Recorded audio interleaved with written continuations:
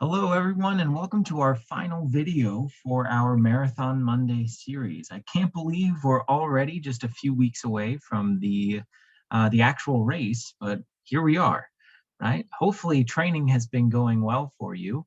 In these next couple of weeks, your tapering period should be just about to begin, and you're getting ready for that really big race effort on May 1st. In our final video, what I would really like to talk to you about is everything you're going to need for race day. So this is going to include basically what's leading up to the race, including the final week, the last workout that I think would be really great to do, everything that you might want to do on race weekend leading up to the race, and then actually what you'll have to be doing on race day to be ready to go. Okay, so I'm going to share my screen here and just show you a little Word document that I've typed up here for you.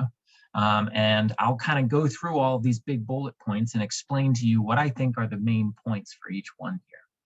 So starting off here, in your final week, one thing that my coaches have always recommended is just making sure that you're getting plenty of sleep and water. We want to start getting our bodies ready and rested for this massive effort. Making sure that we are hydrated and well rested is obviously going to improve our performance on race day.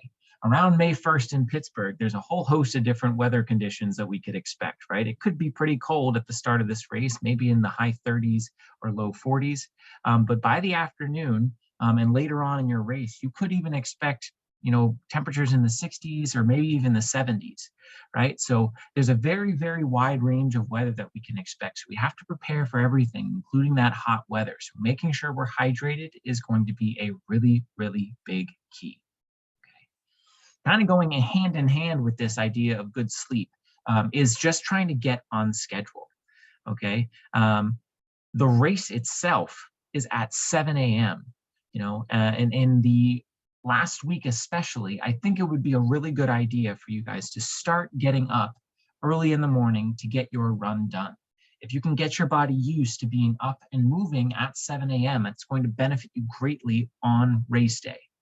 Not only is this going to force you to be up and working at 7 a.m., but it's also going to force you to go to sleep a little bit earlier, right?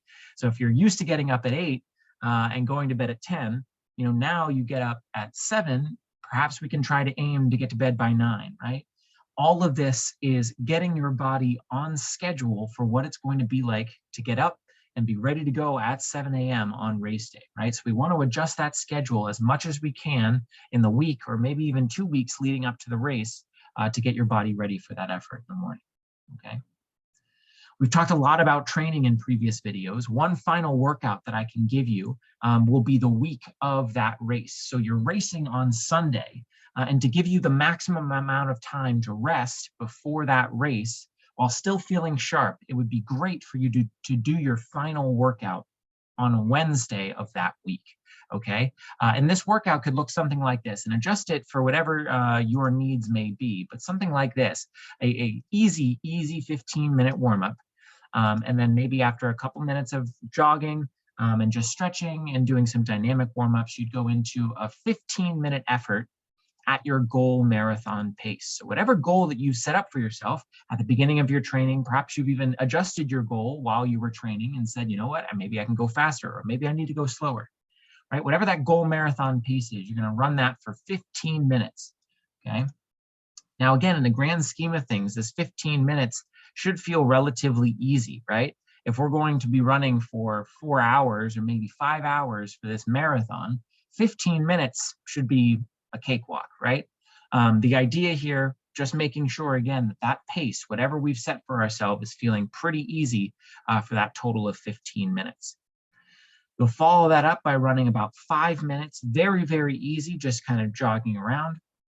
And then you'll go into 5 1-minute on, 1-minute off segments. So the 1-minute on segments can be at 10K pace.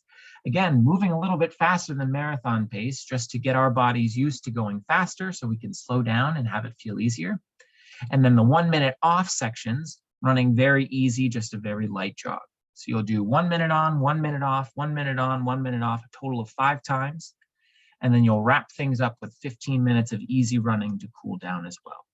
Okay, so overall, just about an hour-long workout Wednesday before this race. And again, this should feel relatively easy, right? You know, you're working hard for those 1 minute on, 1 minute off sections, but those should feel comfortably fast in this 15 minutes at goal marathon pace. Again, relatively easy compared to the very long effort that the marathon will be itself. Okay. So again, in your final week here, just keep all of these things in mind. Getting on schedule with your sleep and making sure that we're hydrated, and then trying to do some type of a workout on Wednesday to stay sharp, and taking Thursday, Friday, and Saturday very, very easy. Thursday, Friday, and Saturday could be something as easy as 50 minutes of running, 40 minutes of running, and 30 minutes of running. So slowly stepping down to get our body very, very rested for the big effort on Sunday morning. Okay. Moving on to race weekend. The one big thing that's kind of a logistical nightmare sometimes is this packet pickup here. Okay, and I'm actually going to show you my screen here. The Pittsburgh Marathon website has information about packet pickup for that weekend. Packet pickup is going to be at the Health and Fitness Expo on Friday, April 29th from 11 to 8, and then Saturday, April 30th from 9 to 6 p.m. Okay. Now, where this Health and Fitness Expo actually is going to be, I think that's something else that we're going to have to look up because I'm not seeing it posted right here. But find out where this Health and Fitness Expo is going to be. Generally, it's at one of the convention centers downtown. So take a look there and make sure that you go and pick up your packet, because trying to do so on race morning is likely not going to be allowed. Okay, so you have to make sure that you can go one of these 2 days before the race to pick it up. Now, there might be other circumstances where you're not able to make it to this expo. Generally, they'll make some exceptions, right? But you want to avoid doing this on race morning. And like I said, it's probably not going to be the case, but if you have to do it on race morning, there's likely going to be lots and lots of other people doing it as well. We want to minimize stress on race week, on race morning especially. So if you can get to the expo to pick up your packet a day or two before, that's going to be most ideal. Okay. So the next thing you want to do is begin planning your fueling strategy for the race. And by fueling, I mean taking in Gatorade or whatever chews that you might take, or goos, for fueling and nutrition during the race itself. And this kind of goes hand in hand with looking over the course map. So I'll show you the course map here again. If I pull up this tab.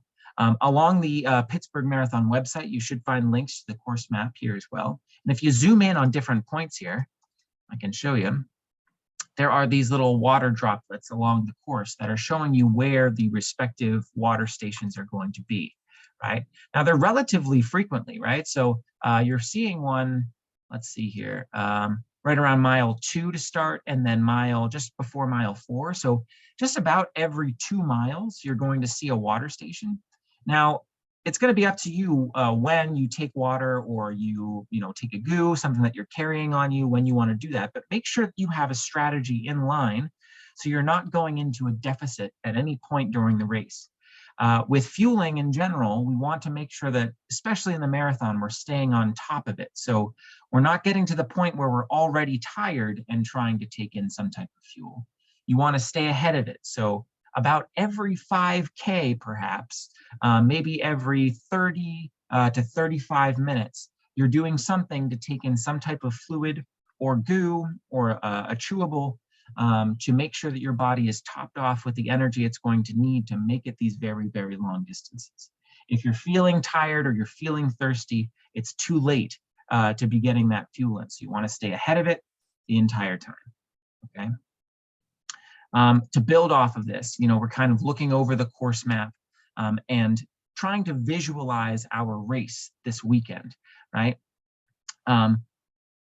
Whenever we are going over this course map, I think one really big thing is, again, knowing where all the key, big efforts are going to be, especially on all of the hills, right? One thing that we talked about were those bridges throughout the course. Anytime you see a bridge, generally is going to be some type of uphill and downhill effort, right? So be ready for those kinds of things.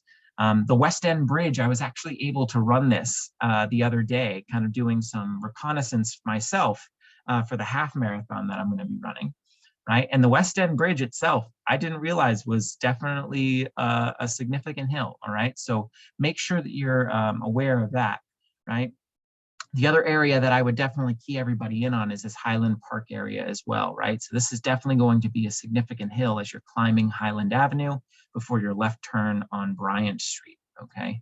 So visualizing your race, knowing when you're going to be giving those hard efforts, and understanding when those efforts are going to be coming is going to be really important, okay? More to do on race weekend.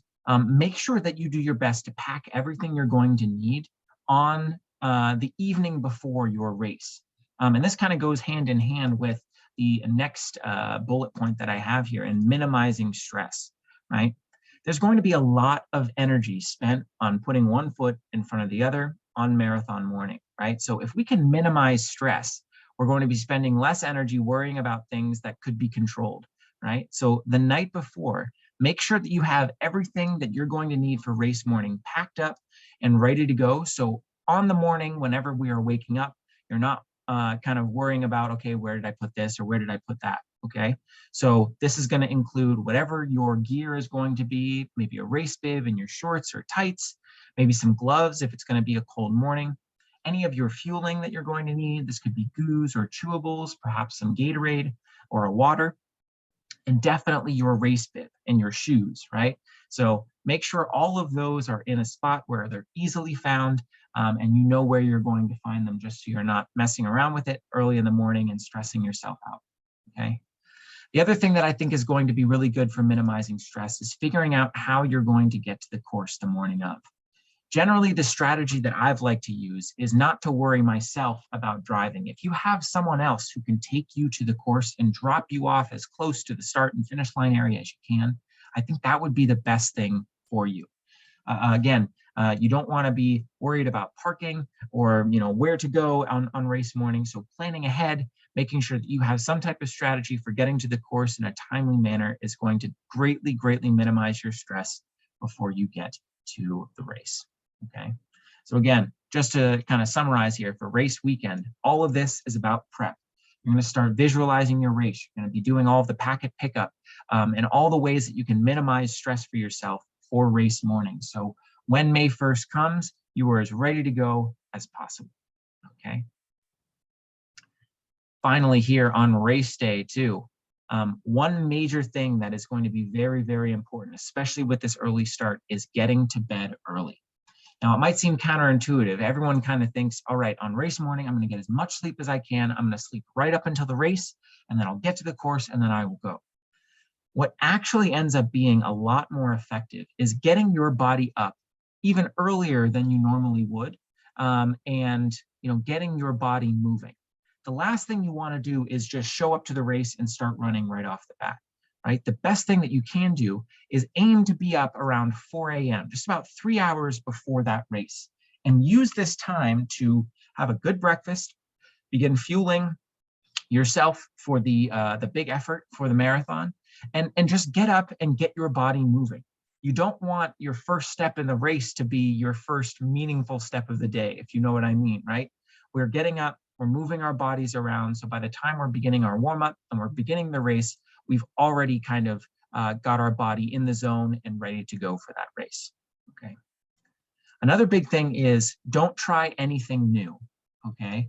A lot of people might take it upon themselves or think, okay, this is a really big day. I'm going to do everything that I haven't done in the last year, and I really want to make sure that this is a perfect day. So I'm going to try this new thing. I'm going to have a perfectly balanced breakfast, and I'm going to try out.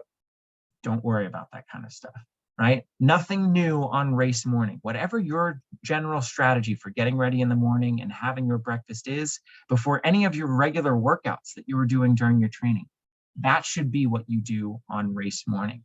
Don't change anything about your routine. Anything new could potentially add stress to your body or your mental going into this race, right? Especially when it comes to food, right? You don't want to put anything new into your body that potentially could upset your stomach or just make you feel a little bit more behind than you normally would, right? So nothing new on race morning. Stick to your habits. Whatever they have been leading up to the race is going to be what's best, okay? You want to aim to be at the course at least 60 minutes prior to the start, okay? There's going to be a lot of hustle and bustle around the start and finish line area in the morning, okay? Giving yourself at least 60 minutes before the start of the race, which again is at 7 a.m., is going to give you enough time to find a place for you to settle, begin your warm-up perhaps, and just get race ready, right? You don't want to be worried about 5-10 minutes before the race starts, getting to the starting line and not knowing where to go. This is going to give you plenty of time to know where you have to be, which corral you're going to be in, and how to get ready for the start of the race, okay? The other big thing is, prior to the marathon, a lot of your warm-ups, especially for workouts, might have been 20 or even 30 minutes long. On marathon morning, your warm-up should be very limited. At the most 10 minutes and very easy jogging, even easier than your regular easy day. If you're just going out for some easy miles, like you were during training, even easier than that. You think about how long 26.2 miles is. Sometimes even in your training, you haven't even gone this far, right? So that is going to be plenty of time to get your body into the rhythm of the race, right? So any warm-up that you're doing is going to be very limited, but just to get your body moving again before the race starts is never a bad idea, okay? Now, race reminders. So this is as the race and the gun has gone off, what are some things that we kind of have to worry about, okay? The first thing, and probably the most important in this very short list here, is to control your effort in the first half of the race. Adrenaline is going to be pumping hard on race morning, okay? I think it's very common for people to get caught up in the excitement of the race. And if you are excited, I am so happy for you. You should be excited. I'm always excited on race morning. But do your best to keep an eye on your watch and the times that you're having in the first couple of miles of this race. It's going to be very easy to go out a lot harder in the first couple of miles because your heart's going to be pumping really hard. You're going to be really amped up. It's race day. We're all so excited. This is something you've been working hard for so long, right? But you want to control that effort. Your goal marathon pace is going to feel so easy to you at the start. And in those first 5 miles, you could lose it all for the last 20 if we go too fast, okay? So keep an eye on your watch. And if you don't have a watch, then keep an eye on the time and the splits that you should see at each mile marker to make sure that you're not running too fast, and control that effort in the first half of the race. If you're feeling good, hopefully by the second half, you're able to pick it up or at least maintain your effort as you're getting towards the end of the race, okay? Step 2 here, make sure that you are taking those fluids. Try and stick to your fueling plan as best as you can. It's going to be, again, very easy to feel pretty good in the first half of that race and say, you know what, I'm not thirsty. I'll skip this station, this water or Gatorade station. Or you know what, I'm not feeling that the goo or the chewable that I want to take. I don't necessarily feel like I need to take it right now. Staying on top of your fluids and on top of your fueling is going to be the most important part of the early stages of this race. If we get to the second half and we're feeling thirsty or we're feeling depleted of our energy, we're going to have a really tough go of it in the second half. So stay on top of that early on and make sure that you're taking those fluids. Step 3 is keep in mind the course, okay? Again, remember those bridges and where all those big hill efforts are. Make sure that you've spent some time reviewing the course before you get to race day, so you know where all of those big efforts are going to be. You'll have a tremendous advantage over everyone around you if they haven't had an opportunity to look at the map, right? If you're going down, mile 10 or mile 11, and you know that the West End Bridge is coming, but the person next to you doesn't, maybe you slow down a little bit and they keep chugging along and you say, I know what's coming, right? And by mile 14, by mile 15, you've already passed them and you're passing more and more people, especially in that second half of the race. Kind of goes with controlling your effort. When you know when to control your effort, you'll be able to push harder when you know you can as well, all right? Last bit, of course, please have fun. This is the best part of running, right? Is getting the chance to race. This is when you get to show off to everyone how hard you've been working in all of your training, right? Don't forget to take it in, right? if you need to spend a couple minutes before the race starts, especially if this is your first marathon, maybe it's your 10th marathon, but take a minute to realize you're about to run a marathon, right? 26.2 miles is a heck of a distance, right? This is an incredible achievement, no matter what your skill level is. So take a few minutes to enjoy and revel in that. This is such an accomplishment. You've done such a great job, right? And while you're on the course, take in the sights, enjoy what you're doing. This is supposed to be a really, really fun effort. It's going to be challenging. You will definitely have some low points during the race. You're going to have some high points during the race, but enjoy that process. This entire effort is going to be monumental. And by the time you get to the finish line, I know you're going to be thankful for having taken in this experience and really, really enjoyed what you were doing. Okay. I want to thank you all again for such an amazing opportunity to talk to you over the last couple of weeks. It has been such an honor to be able to talk to you and share my knowledge with you about the marathon and my training. I hope you found this helpful. And I'm looking forward to seeing anyone who's found these videos helpful on race day. I'll see you there. Good luck in your final weeks of training and best of luck on race day. Cheers.